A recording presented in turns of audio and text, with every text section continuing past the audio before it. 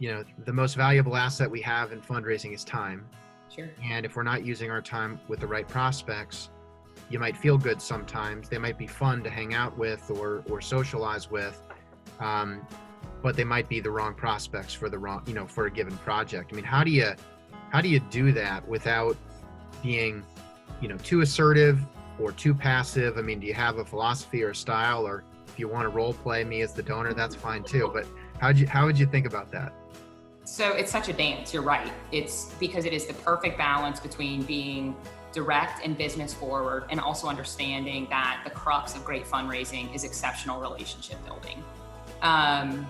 One of the things for me, the way that I work naturally on anything is I want to know what that next step is. What is the next deliverable?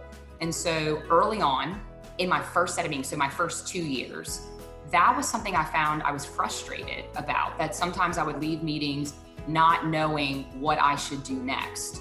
And I remember thinking, why don't I just find the way to ask these questions so that I know what comes next, so that it's not an awkward, hey, how are you doing from our first meeting? Can I come back and see you again?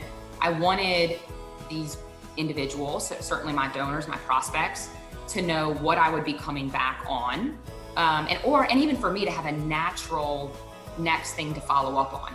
Let me just say, perfecting my method of doing that is probably one of the things I've worked the hardest on. I still work on it.